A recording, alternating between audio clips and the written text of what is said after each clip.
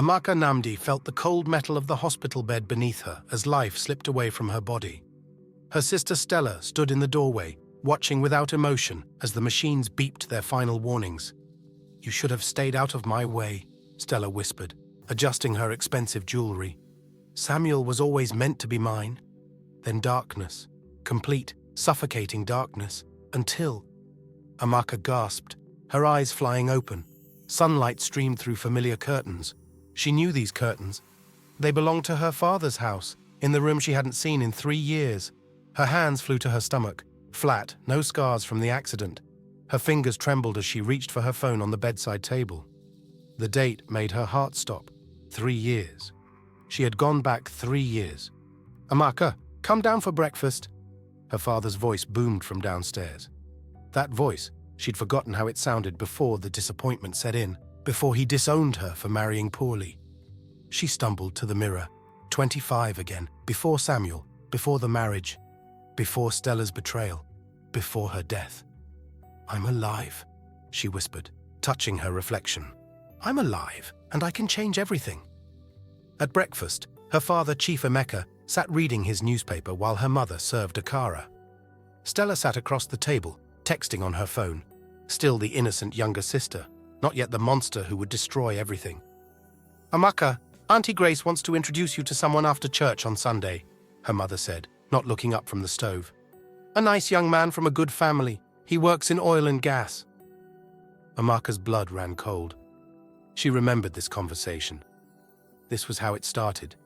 The introduction that would lead to Nathan, the man Stella would steal, setting off the chain of events that destroyed her life.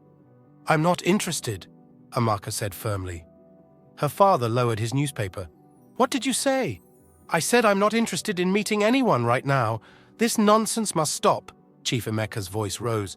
"You are 25. All your mates are married. Even Stella, who is younger, has serious suitors. You will meet this man and you will be respectful." In her previous life, Amaka had bowed her head and agreed. Not this time. "No, Papa, I won't." The silence that followed was deafening.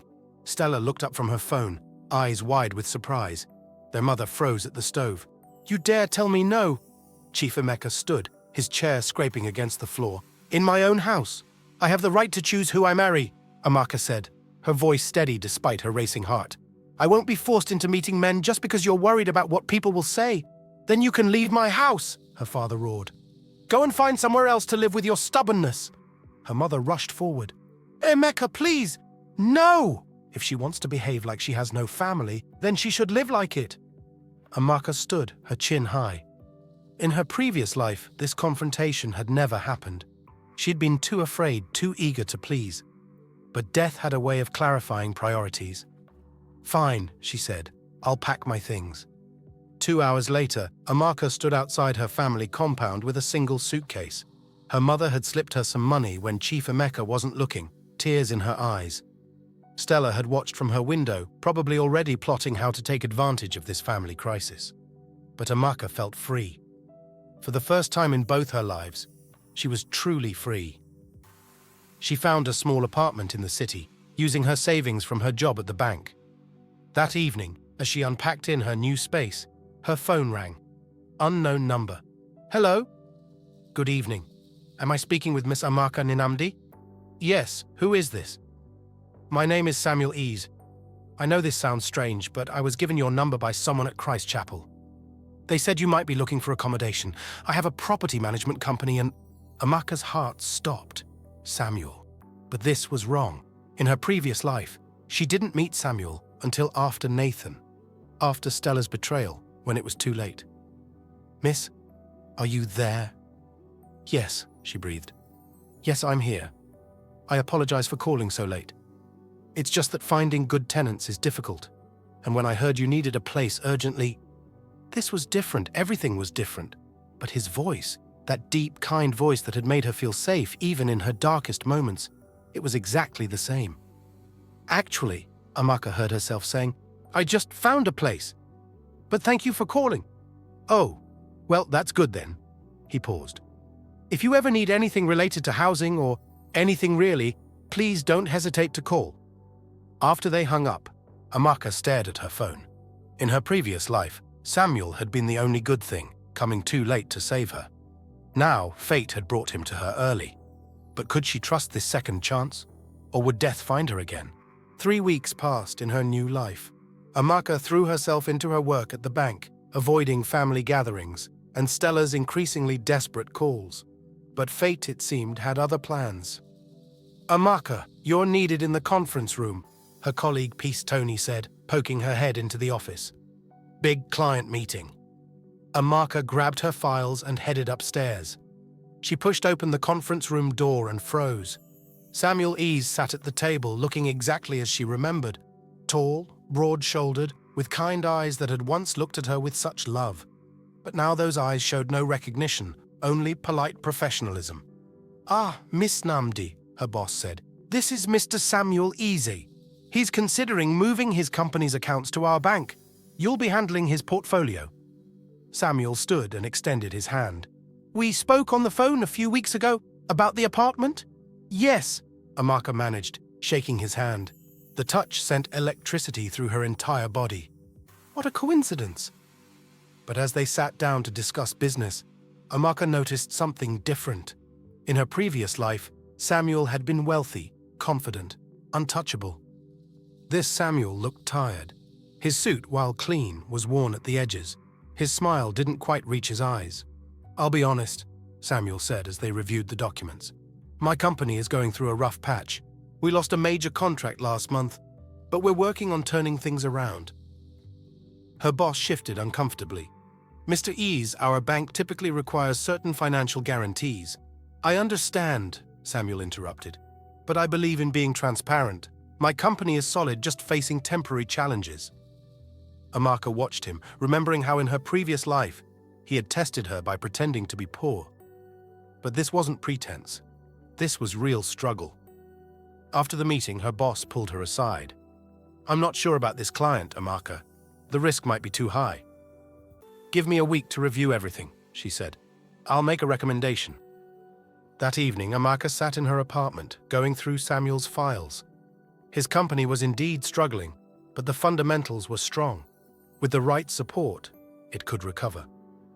In her previous life, his company had become one of the largest in the country. She knew what others didn't, that Samuel Ease was destined for greatness. Her phone buzzed. "Stella. Sister, where have you been?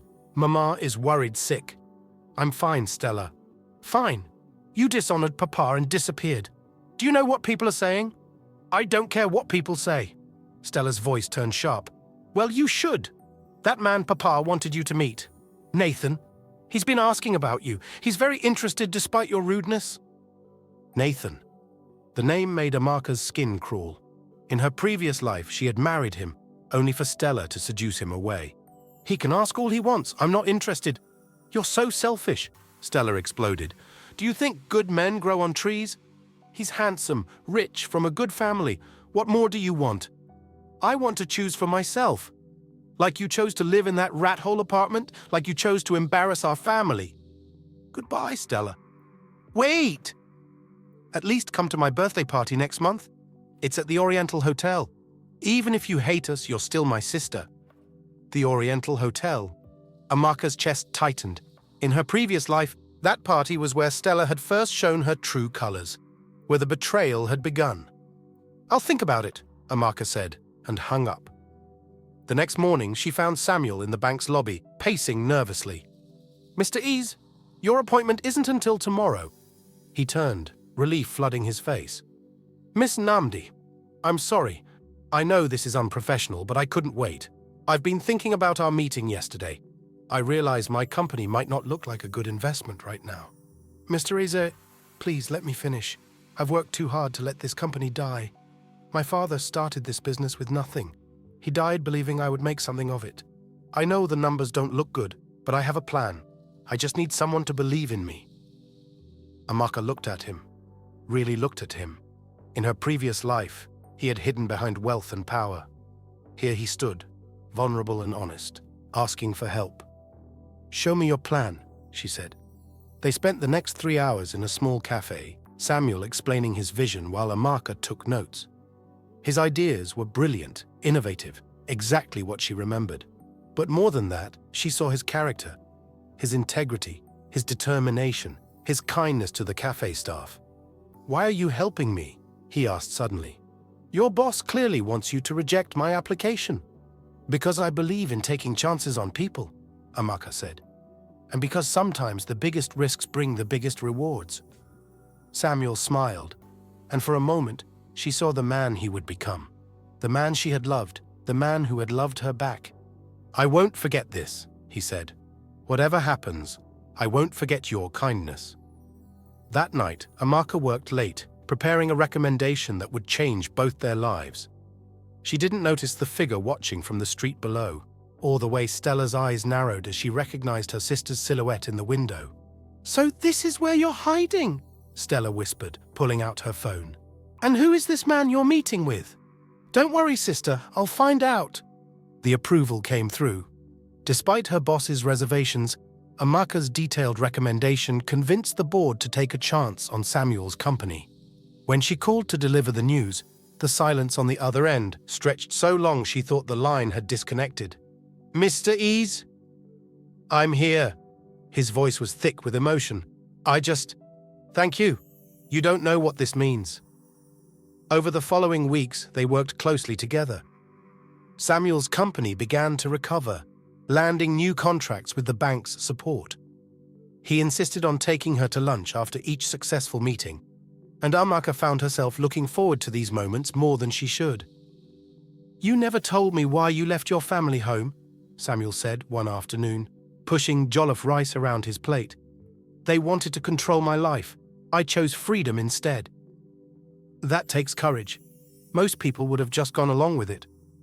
"Most people haven't learned that life is too short for regrets," Amaka said, then caught herself. How could she explain that she'd already lived and died once? Samuel studied her face. "You say that like someone who's seen too much." Before she could respond, her phone rang. Stella. "Sister, I'm outside your office. We need to talk." Amaka found Stella waiting by the entrance, dressed in designer clothes that their father's money had bought. She looked different, harder, more calculating than the sister Amaka remembered from this time in her previous life. "Nice building," Stella said, her eyes scanning the lobby. "I heard you've been doing well here, making important friends." "What do you want, Stella?" "Can't I visit my only sister?" Stella's smile was sharp. "I came to personally invite you to my birthday party and to meet someone." A black Mercedes pulled up, and Nathan stepped out. Amaka's heart lurched. He looked exactly the same, handsome in that superficial way, with eyes that promised everything and meant nothing. "Amaka," Nathan said warmly, as if they were old friends. "I've heard so much about you." "I'm sure you have," Amaka said coldly. "Don't be rude," Stella hissed. "Nathan has been very patient, waiting to meet you properly." "I didn't ask him to wait." Nathan laughed. "I like her fire, Stella. You were right." He stepped closer to Amaka. "I know you turned down the family introduction, but I believe in fate. Maybe we could have dinner? Just to talk?" "No." "Amaka." Stella's voice rose. "Do you know who you're rejecting? Nathan's family owns half the businesses in the city." "Then he should have no trouble finding someone else." Nathan's smile faltered. "Is there someone else? Is that it?" Before Amaka could answer, Samuel emerged from the building, checking his phone. He looked up, saw Amaka, and his face brightened. "Miss Nnamdi? Perfect timing. I was hoping to catch you about tomorrow's meeting." He stopped, noticing the tension. "I'm sorry. Am I interrupting?" Stella's eyes moved between Samuel and Amaka, calculating. "Not at all. I'm Stella, Amaka's sister. And you are?" "Samuel Ize." He extended his hand politely but moved subtly closer to Amaka. "I should go. We can discuss the meeting later." "No, stay," Stella said quickly. "Any friend of my sister is welcome at my birthday party next week. You should come." "Stella," Amaka started. "I insist. The Oriental Hotel, Saturday night. Black tie." She smiled at Samuel. "Amaka will give you the details." After they left, Samuel turned to Amaka. "Old boyfriend?" "God, no.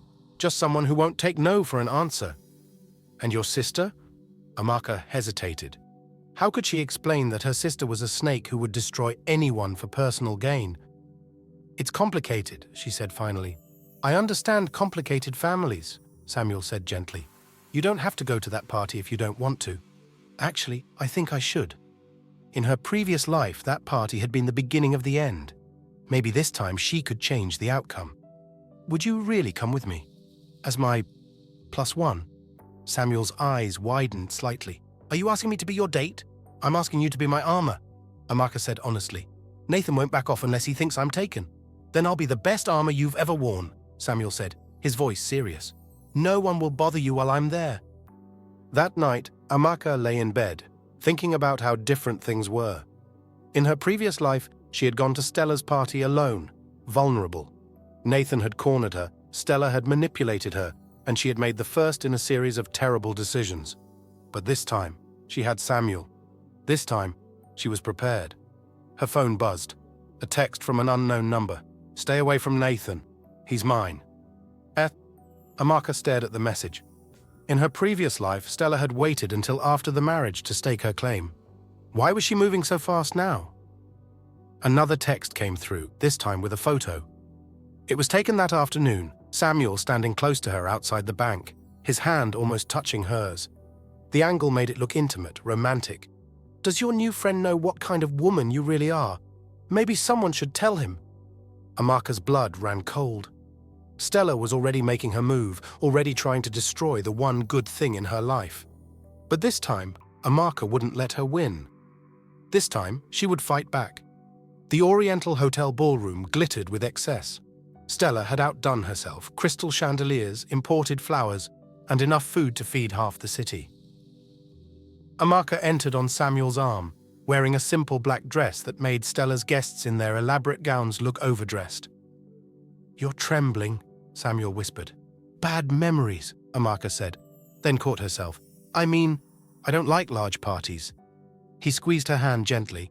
I'm here. You're safe. If only he knew. In her previous life, this ballroom had been where Stella had publicly humiliated her, where Nathan had proposed just to trap her in a loveless marriage, where everything had started to unravel. Amaka! Stella glided toward them in a red dress that cost more than most people's yearly salary. You actually came. And Mr. Ease, how wonderful. Her eyes glittered with malice as she air-kissed Amaka's cheeks. Sister, you look simple, as always. Thank you, Amaka said calmly. Simple suits me. Indeed. Nathan has been waiting for you. He's by the bar. Let him wait. Stella's smile tightened. Come now, don't be childish. He's offering you something most women would kill for. Then offer it to them. Ladies, Samuel interjected smoothly. Perhaps we should find our table. But Stella wasn't finished. She raised her voice, drawing attention. Everyone, my dear sister Amaka is here. The one who broke our father's heart by running away from home. Conversation stopped. Heads turned. Amaka felt the familiar burn of humiliation, but this time she was ready. Yes, I left, Amaka said, her voice carrying across the room. I chose to live my own life rather than be sold to the highest bidder. If that breaks hearts, then so be it. Gasps rippled through the crowd. In Nigerian society, speaking so boldly against family was almost taboo. Chief Emeka appeared from the crowd, his face thunderous. Amaka, how dare you air family matters in public? You're the one who threw me out, Papa, or have you forgotten? I gave you a choice, obey or leave. You chose pride over family. I chose freedom over slavery, Amaka shot back. The slap came fast, her father's hand connecting with her cheek. The ballroom erupted in shocked murmurs.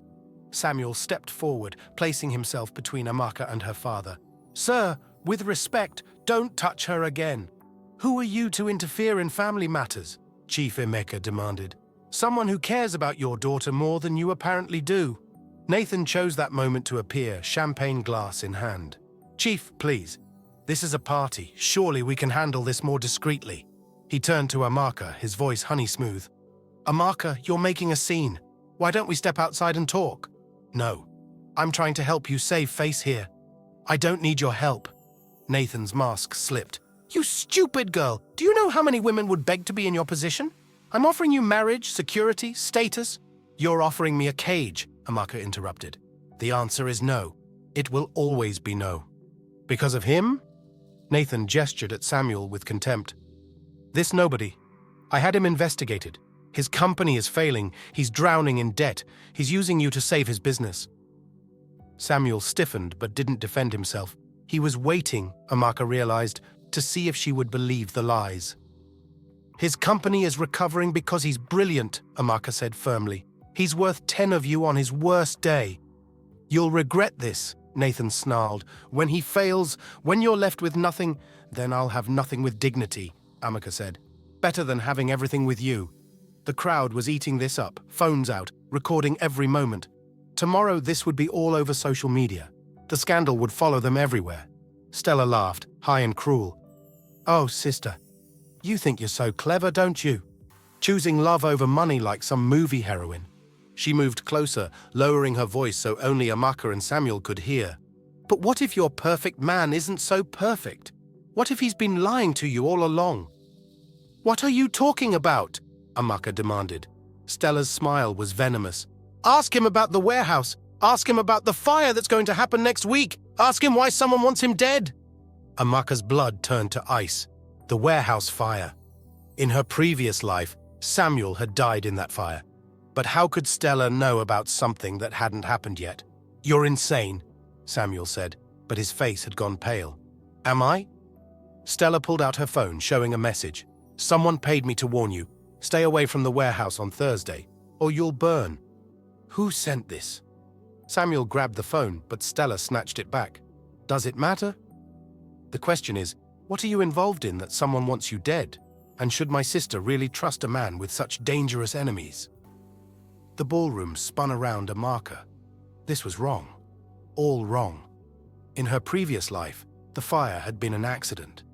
But now Stella was saying it was planned, that someone wanted Samuel dead. We're leaving, Samuel said, taking Amaka's arm. Run away, Nathan called after them. But this isn't over. Amaka, when he disappoints you, and he will, don't come crying back.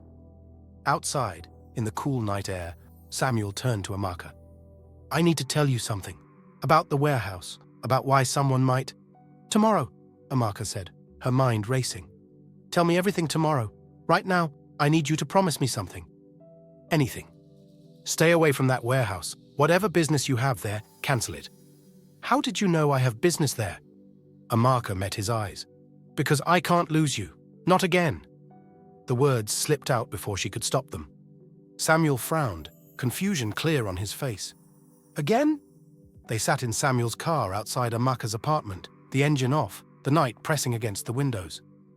The warehouse belongs to my late father's partner, Samuel began, his hands gripping the steering wheel. He cheated my family out of millions. I've been gathering evidence, and Thursday I was supposed to meet someone there who promised me proof. It's a trap, Amaka said urgently. Someone wants you dead. How do you know that? How could you possibly know that? Amaka closed her eyes. The moment had come, the impossible explanation. Because I've lived through this before, she whispered. You died in that fire. I married Nathan afterward because I had nothing left. Stella destroyed my life. I died alone and broken. Then I woke up 3 years in the past. Silence filled the car. Samuel stared at her, his expression unreadable. I know how it sounds, Amaka continued, tears flowing now. I know you think I'm crazy, but I remember everything. How you built your empire, how you tested women by pretending to be poor, how you loved me too late to save me. Amaka, the scar on your shoulder from when you were 10, your mother's maiden name is Adichie. You pray every morning at 5 a.m. You hate garden eggs but pretend to like them because your grandmother loved them. Should I continue? Samuel's face had gone white. How could you know those things? Because you told me. In another life, you told me everything, but it was too late. We only had 6 months before you died. This is impossible. So is dying and coming back, but here I am. Amaka took his hand. I don't care if you believe me. Just please, please don't go to that warehouse.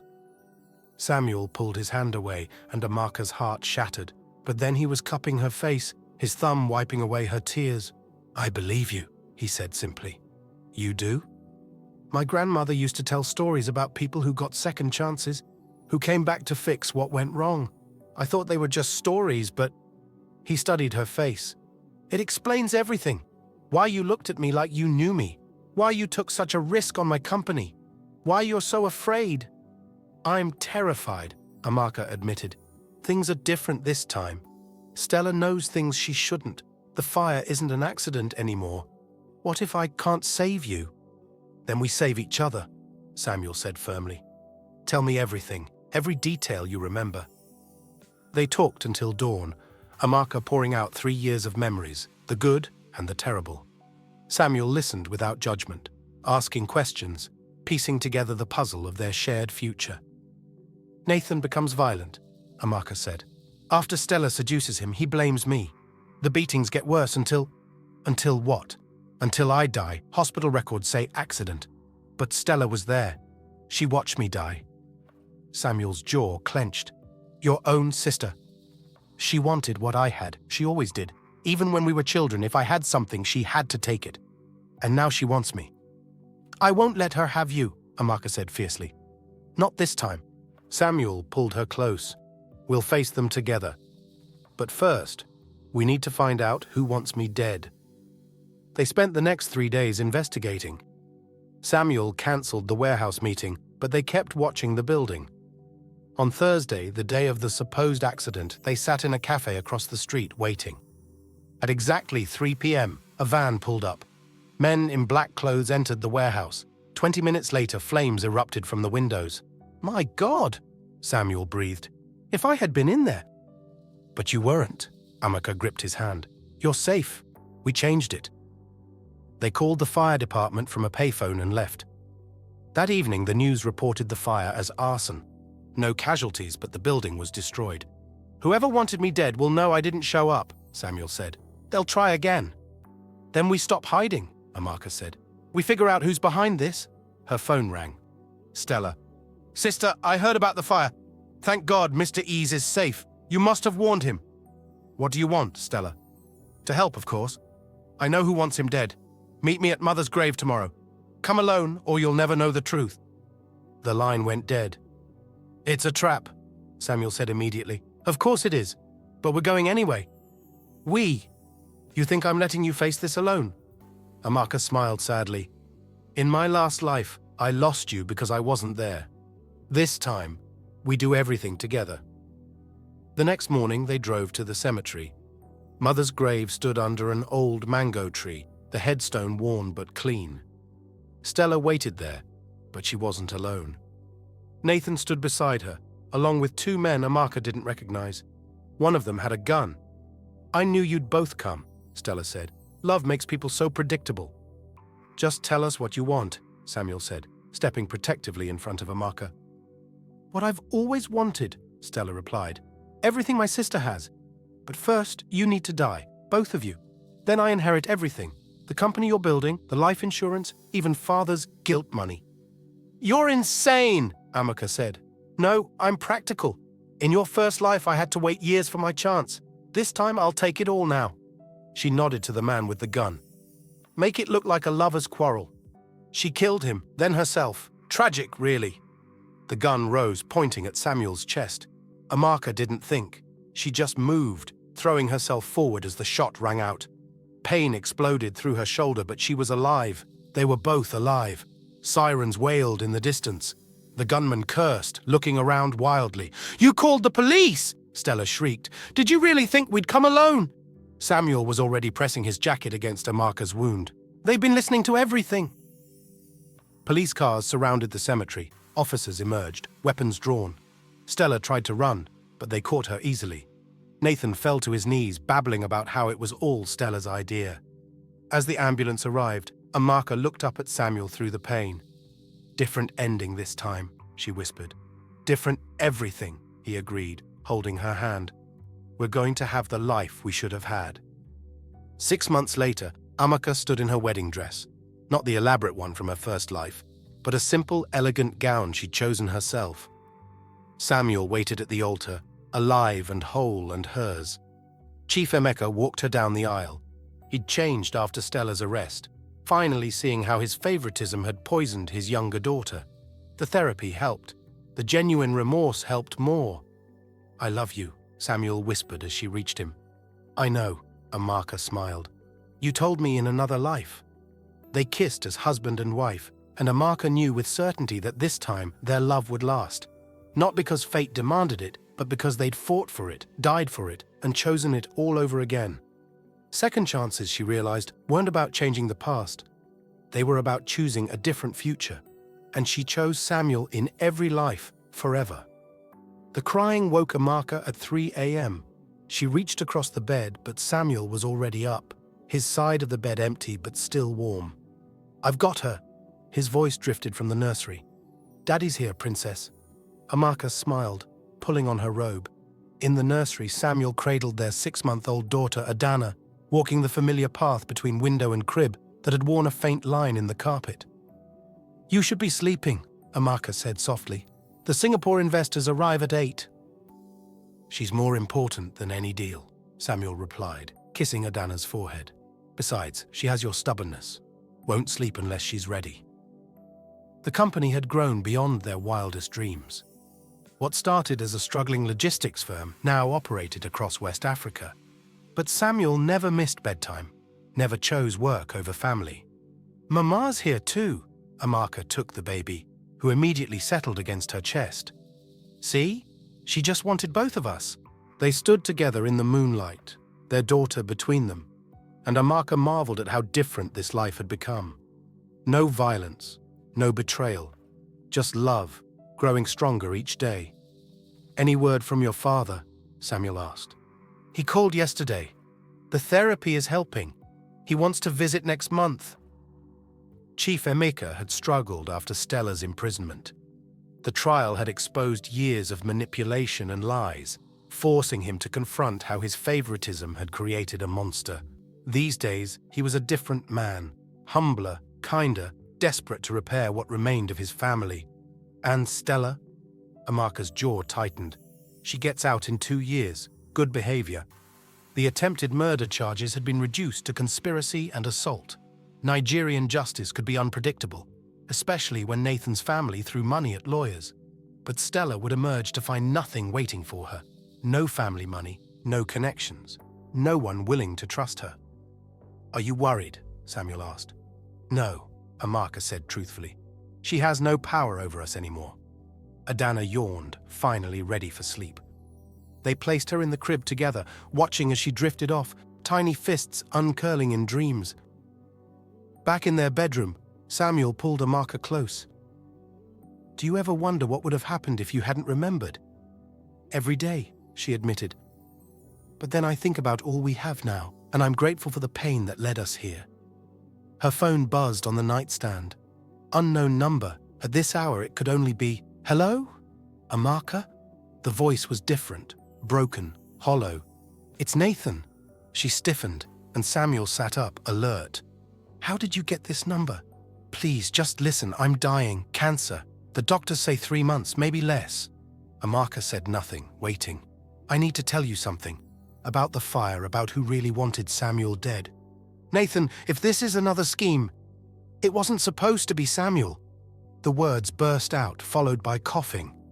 It was supposed to be you, your father's partner, Chief Okonkwo. He knew you were investigating the stolen money. He paid for the hit. Amaka's blood ran cold. What? But Stella found out. She redirected it to Samuel, thinking if he died, you'd be vulnerable. She could swoop in, play the comforting sister, take everything. Why are you telling me this now? Because I'm dying alone. No family, no friends. Even my money can't buy me peace. His voice cracked. I helped destroy lives for wealth that means nothing now. At least let me die with one truth told. Chief Okonkwo has been at every family gathering, Amaka whispered. He consoled my father after Stella's arrest. He's still dangerous, still afraid you'll expose him. Be careful, Amaka. That's all I can give you now. A warning. The line went dead. Samuel was already reaching for his phone. I'll call the investigator. We'll verify this. But Amaka was thinking about something else. In her first life, she'd never investigated the stolen money. She'd been too broken, too focused on survival. But this time, she'd been quietly gathering evidence, preparing to restore her father's honor. Had she painted a target on her own back? We need to move carefully, she said. If Chief Okonkwo thinks we know. Glass shattered downstairs. Then another window. The security alarm screamed to life. The baby! They moved as one, racing to the nursery. Samuel grabbed Adana while Amaka barricaded the door. Panic room, Samuel ordered. Now! They'd installed it last year, hoping never to use it. As they sealed themselves inside, Amaka could hear footsteps on the stairs. Multiple sets. Mrs. Ease, a voice called out. Chief Okonkwo. We need to talk about your recent financial inquiries. Come out, and your family won't be hurt. Samuel was already on the phone with police, but Amaka knew they wouldn't arrive in time. In her first life, she died helpless. But this wasn't her first life anymore. I have copies of everything, she called out. Bank records, transfer documents, recorded conversations. Kill us, and they go public tomorrow. Silence, then laughter. You think I survived this long by fearing evidence? Your sister taught me something valuable. Family makes people weak, predictable. What do you want? Simple. Stop investigating, forget the past, or lose your future. Through the panic room's camera system, Amaka could see him, an old man who'd stolen millions and would kill to keep it. Behind him, 3 armed men waited for orders. You have 1 minute to decide, Chief Okonkwo said. Your father's money or your daughter's life. Choose. Amaka looked at Samuel, at Adana sleeping peacefully despite the chaos. In her first life, she'd lost everything by being passive. In this life, she'd gained everything by fighting, but some battles required different weapons. You're right, she called out. Family does make us predictable. Wise choice. Which is why I knew you'd come here tonight. Amaka smiled grimly. Check your phone, Chief. Check the news. On the cameras, she watched Chief Okonkwo pull out his phone. His face went white. Every document, every piece of evidence she'd gathered, she'd released it all an hour ago. While he'd been planning this attack, reporters were already preparing headlines. Respected chief exposed in decades-long fraud. You destroyed yourself the moment you threatened my family, Amaka said. Police are coming for you, not us. Sirens wailed in the distance. The armed men looked at each other nervously. One by one they fled, leaving Chief Okonkwo alone in their living room. You've killed me, he said to the camera. An old man's reputation gone. You killed yourself, Amaka replied. Years ago, when you chose greed over honor. The police took him away as dawn broke. Samuel held Amaka and Adana close as they watched from their bedroom window. It's over, he said. Finally over. But Amaka knew better. Life wasn't about endings. It was about beginnings. Every sunrise brought new choices, new chances to build something better. No, she said, kissing her daughter's head, then her husband's lips. It's just beginning. Outside, the sun painted the sky in shades of gold and promise. Amaka had died once to learn what mattered. Now, she had a lifetime to prove she'd learned the lesson. Love, family, truth, the wealth that no one could steal. In her arms, Adana stirred, opening eyes that held her father's kindness and her mother's strength. The next generation, born into freedom instead of fear. What legacy will we leave her? Samuel asked. Amaka smiled, thinking of all the years ahead, all the choices yet to make. The only one that matters, she said. The courage to choose love over fear, every single time.